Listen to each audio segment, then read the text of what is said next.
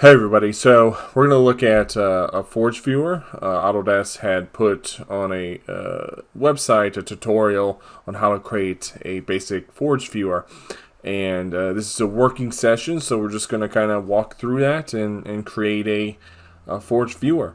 And then hopefully you can use this as a guide just to see where maybe I get stuck, or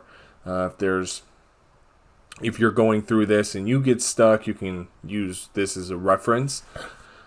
So to start off, this is what the Forge viewer looks like, the interface or the UI. So there's what they call their folders, but what they call are buckets, and then within those buckets are objects. So in this case, there's 3 objects in this test Forge bucket. It's just a simple UI. You can add your folder or a bucket, and then add a model or an object into over here in this tree, and then you can view that model over here. So very simple, but having this, just like anything else, is a starting point. You can build from here and create some really great workflows and processes within this tool. Some prereqs, VS Code, I definitely recommend downloading that. That's what I've got. I think that's what this tutorial kind of references. Then there's the NVM, Windows, or Node.js, and NPM stuff. I'm going to use Node.js. There's a few other examples I think they have listed up there in this tutorial. But for this one, I'm going to use Node.js. I found it really easy to use. It's not bad at all. You're not going to have to code or anything like that. It's more or less just copy pasting and getting the structure all correct. And this is the site where you would go to kind of walk through that tutorial and getting that downloaded. I'd recommend VS Code before you go do this one. Just have that downloaded because this will kind of reference VS Code stuff. So let's go ahead and jump into it. So this is the tutorial. I'm going to skip to view your models because all this other stuff is just setting up the app itself. Very, very basic. So just go through that yourself and you'll be able to kind of figure it out. It's not hard at all. So from here, we're just going to kind of jump into it. So we're going to create a server. We're going to pick Node.js. We're first going to create a folder. So I've already got one called Forge Sample 2. And then what it wants us to do is open VS Code and then to just kind of browse out there and open that folder.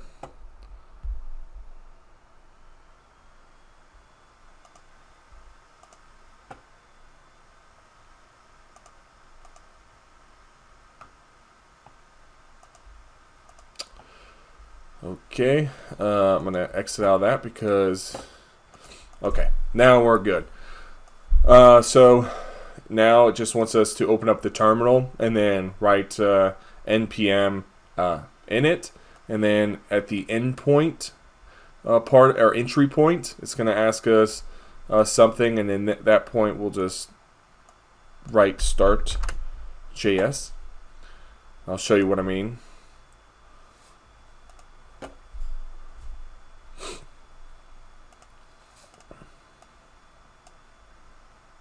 So up here at view, we can open up the terminal, and then here we can just do npm init, and then it's just going to prompt us some questions. We get here, we'll just put start.js,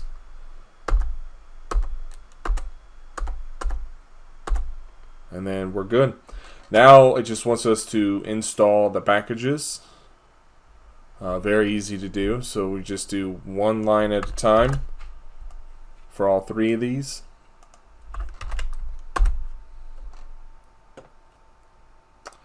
If you do run into some warnings, at least currently, because I have went through this tutorial once already, it doesn't affect anything, and it's over my head to why the warnings are there, but or at least how to fix them. but you should be fine. Just kind of paste those in there, install them one by one.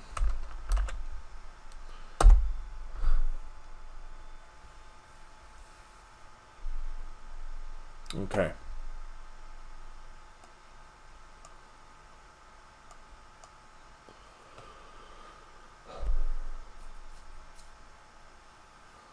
Now the next part is to open up the JSON file and just copy this part underneath scripts.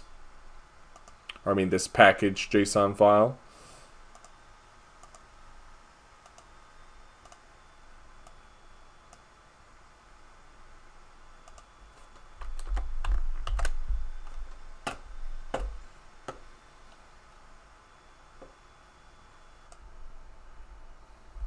Okay, so now we just got to create a public and a routes folder.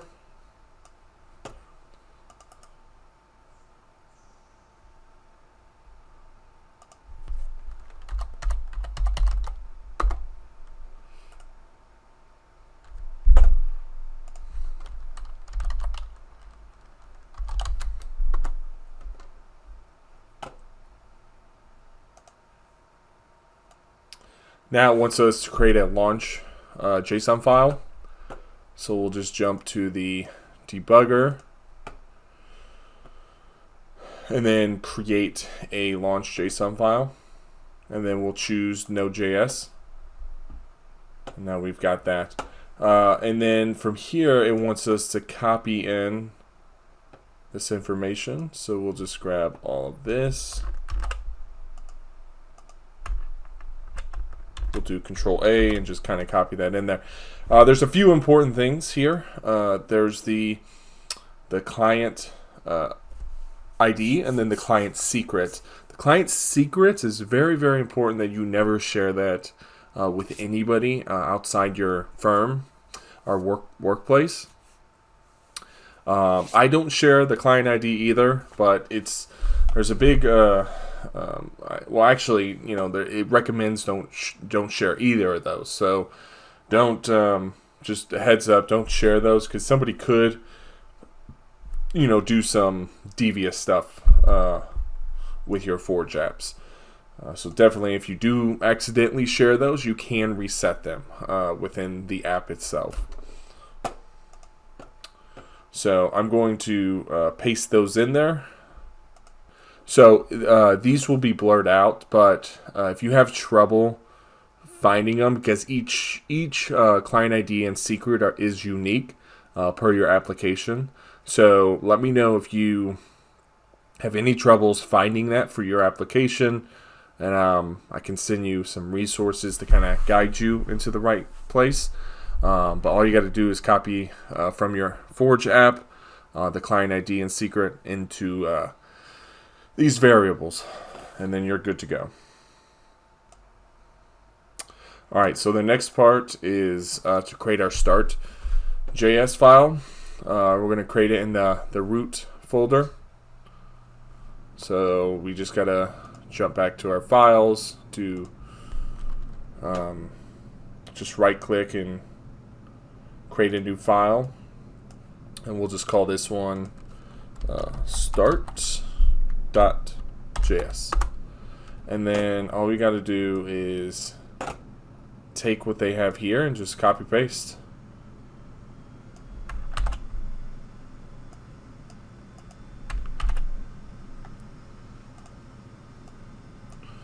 And then we also have to create a config file as well.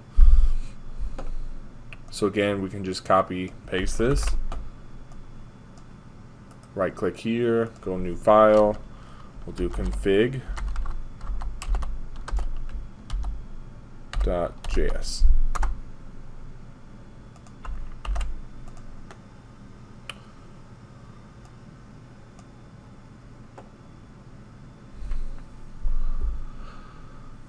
So you can see here, for the most part, ours looks the same. And now we can jump to the authenticate part. Again, Node.js. So from here we can create a OAuth JS file in our routes folder. So we'll just expand that, or actually we'll just right click it, create a file, click on that, jump back here, and then again we could just click copy to clipboard. That'll be easier, and then just kind of paste that in there. So what's cool is a lot of this tutorial is just that. I mean, it's copy paste, and then at the end of it we'll have a kind of a working tool that we can use.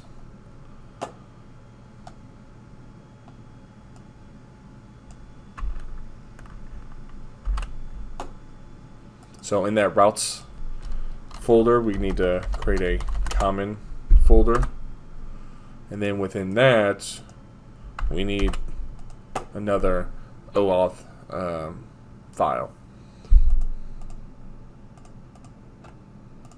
And again, we can just copy that to our clipboard, jump back over here, and just paste that in.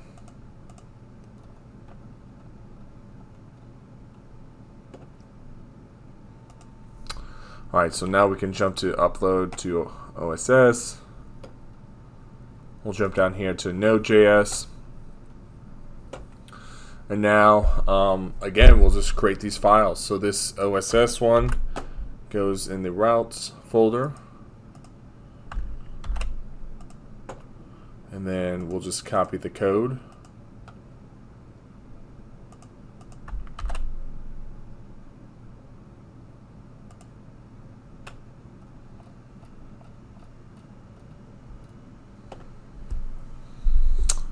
Now we can translate the file. So again, just click Node.js. We'll create this file in the routes folder again.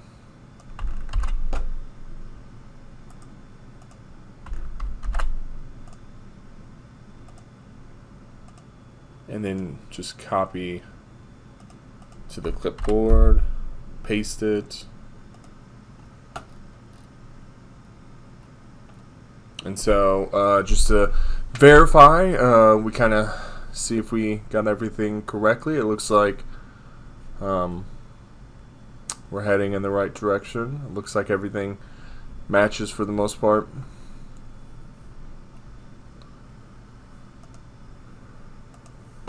Now show on viewer. So now we need to create our different public files.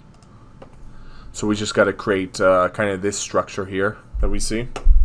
So in the public folder we can just start to create our files. I'm going to drag this over. So in public we'll just do new file. We'll do main.css. Right click, new file, forge tree.js. Right click, then new file again, forge viewer.js.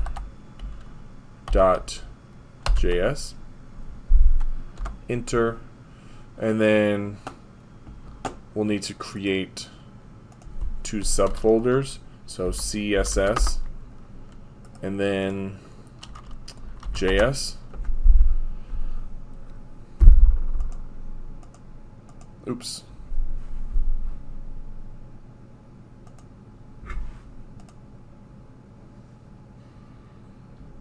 Let's move these, or actually let's move this main CSS in here.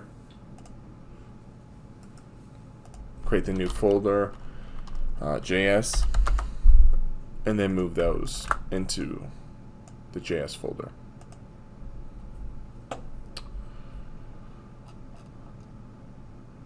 So now we match.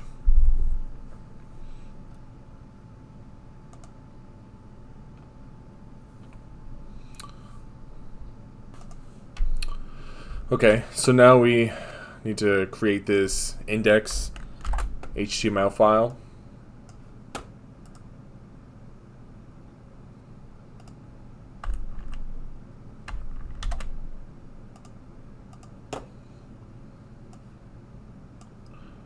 We'll just copy all of that,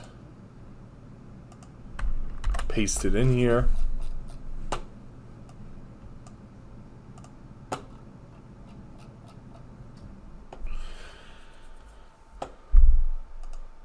And then for the main CSS file,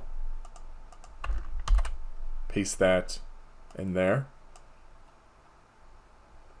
This kind of, what we're doing is pretty much defining what that UI is going to look like. So, and how it's going to function a little bit. So the forge tree JS file.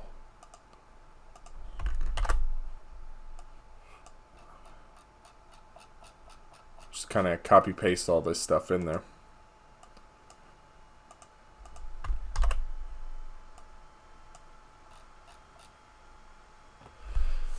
And then we'll jump over here to actually running the app. So down here, we'll just click Node.js, and this will kind of show us how to run and start the debugging process. Hopefully, we don't have any issues with this.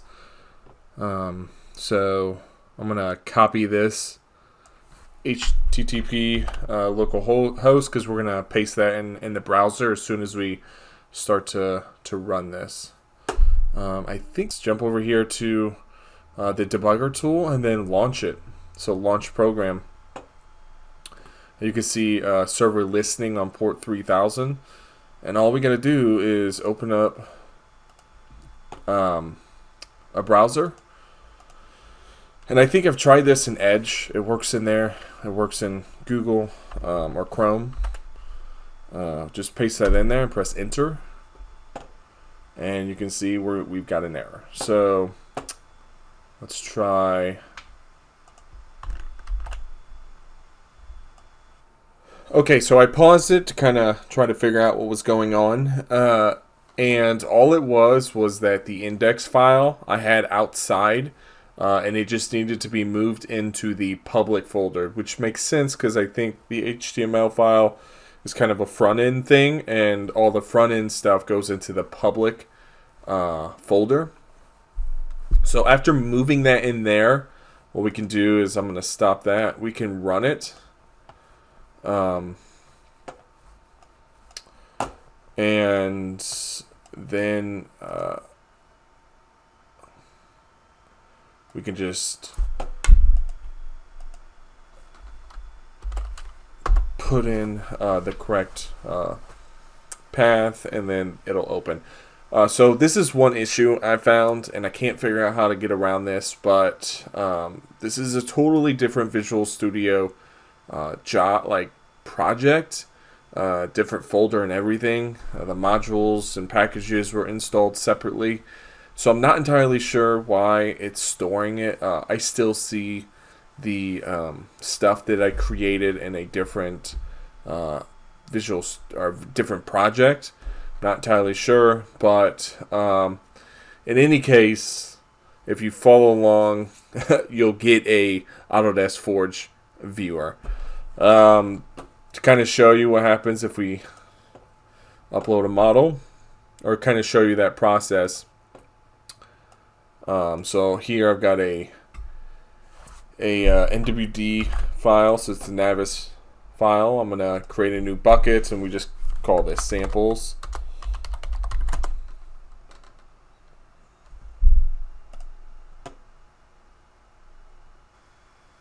Oh,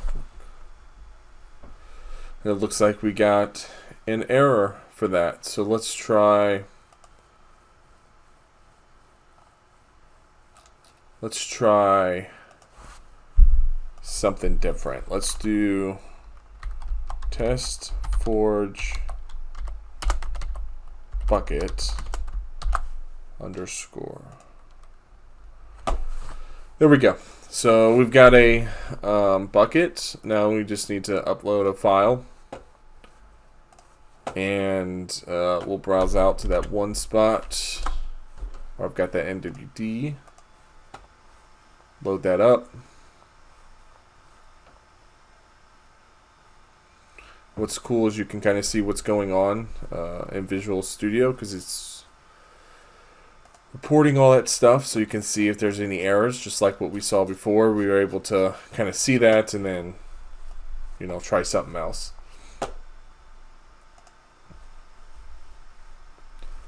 Okay, so now we'll click on the NWD and we'll start translation. And then this process takes a little bit. Sometimes it'll give you like a percentage. So you can see it's 0 complete. I think sometimes it'll actually change. I can't remember. You may have to refresh it every single time, but after that finishes, you'll have a model you then can view. So I'm going to pause this until that finishes, and then we can kind of take a look at what that looks like. Okay, so that actually was a lot quicker than I thought. It was only a couple seconds after I paused it, it was finished. So here it is, the NWD file. We can, do some flying around. We can explode the model. So that's what this does. Kind of cool. I don't know how usable that would be, but kind of cool. If there is sheets, you can see the sheets. If they're, if you upload a Revit model and there's sheets in it, you can view them. In this case, this is just a model. There's properties.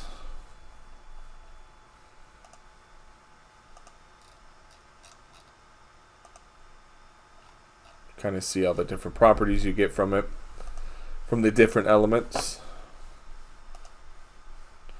This is the model browser, so this will show you kind of the hierarchy of models, kind of like what you would see inside of Navisworks. So your different projects, and if you export it by when you export out your NWC and you want it split by level, you have that option. Drill down into that and into specific categories, and then the elements. And then, all the way down to the geometry itself. So, you can do measurements. So, some cool stuff. There's a lot of cool things you can do with this. And make sure to join the Discord channel as well, because there is a Forge channel on there. And you can ask all sorts of questions and kind of, talk about Forge on there, in case you get stuck. So thanks a lot for watching, and I'll see you in the next one.